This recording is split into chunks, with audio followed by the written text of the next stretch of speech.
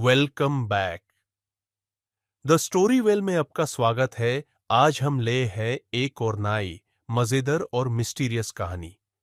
कन्या एक ऑफिस में काम करने वाली लड़की जो अभी अपने नए रूम में शिफ्ट हुई थी, पर उससे नहीं पता था कि उसके साथ जो होने वाला है वो उसके होश उड़ा देगा। आगे कहानी में जनिए। The roommate. रूममेट का राज। तन्या नए शहर में अपनी नौकरी के लिए शिफ्ट हुई थी और एक छोटा सा अपार्टमेंट ढूंढ लिया था जो उसके बजट में फिट आता था। अपार्टमेंट पुराना था लेकिन अकेले रहने के लिए परफेक्ट। उसका रूममेट प्रिया एक शांत और अलग सी लड़की थी। शुरू शुरू में सब नॉर्मल लग रहा था। प्रिया अपने काम से काम रखती थी और ज्यादा बात नहीं करती थी, लेकिन धीरे धीरे कुछ अजीब होने लगा। प्रिया कभी दिन में नहीं दिखती थी। तन्या जब सुबह ऑफिस के लिए निकलती थी तो प्रिया हमेशा अंधेरे कमरे में होती थी, और जब रात को वापस आती थी तो प्रिया चुपचाप अपने रूम में होती थी, जैसे दुनिया से कटे हुए। एक रात जब तन्या किचन में पानी लेने गई तो उसने हल्की सी आवाज सुनी, जैसे कोई धीरे धीरे चल रहा हो।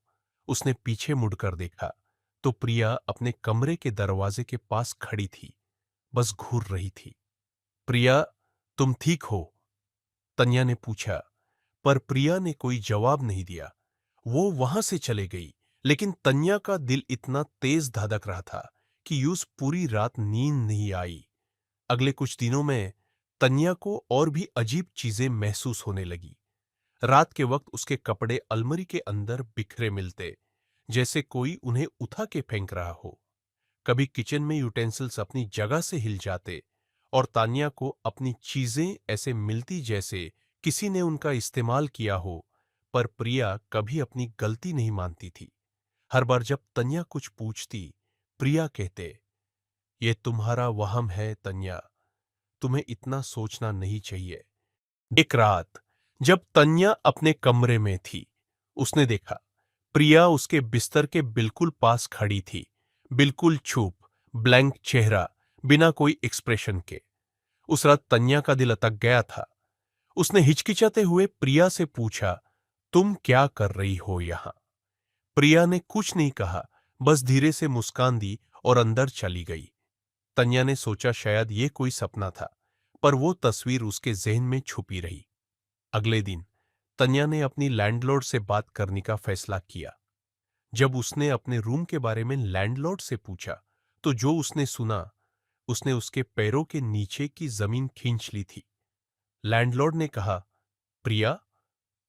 प्रिया नाम की लड़की तो 2 साल पहले यहां रहती थी, लेकिन उसने अपने आप को इसी अपार्टमेंट में फांसी लगा के मर दिया था। तन्या की आंखों के सामने अंधेरा छा गया। उसने अपनी लैंडलॉर्ड की तरफ देखा, उसका गला सूख गया था। क्या? पर प्रिया तो मेरी रूममेट है, वो यहाँ ही रहती है हर दिन। लैंडलॉर्ड ने चौंक के कहा, नहीं, तुम अकेली रह रही हो। तुम्हारे अपार्टमेंट का कॉन्ट्रैक्ट सिर्फ तुम्हारे नाम पे है, और प्रिया के बारे में तो पुलिस ने सब कुछ बैंड कर दिया था। तुम्हें कैसे पता? तान्या के हाथ से फोन गिर गया। वो जिस प्रिया के साथ महीने भर से रह रही थी, वो इंसान नहीं थी। वो एक साया थी, एक भूत जो उसके अंदर अब जिंदा था। तन्या ने उस रात वापस अपार्टमेंट जाने की हिम्मत नहीं की, पर जब वापस पहुंची, उसने देखा कि प्रिया का कमरा खुला था। कमरा बिल्कुल ठंडा था और उसके बीच में एक पुरानी डायरी पड़ी थी। उस डायरी के पेजेस पुराने और फीके पड़ चुके थे, लेकिन एक पेज पर एक मैसेज लिखा था, मैं यहां हूं हमेशा के लिए। उसके बाद से तन्या ने हर रात प्रिया को अपने आसपास महसूस किया। कभी उसके पास से हल्की सी ठंडी हवा गुजर जाती थी, कभी खिड़की के नीचे से फुटस्टेप्स सुनाई देते थे। लेकिन सबसे डरावना मोमेंट वो था जब एक रात तन्या ने अपने बिस्तर के पास प्रिया को देखा। प्रिया के चेहरे पे एक अजीब सी मुस्कान थी, जैसे वो बस इंतजार कर रही थी। तन्या के अंदर एक डर का समुंदर उभर रहा था।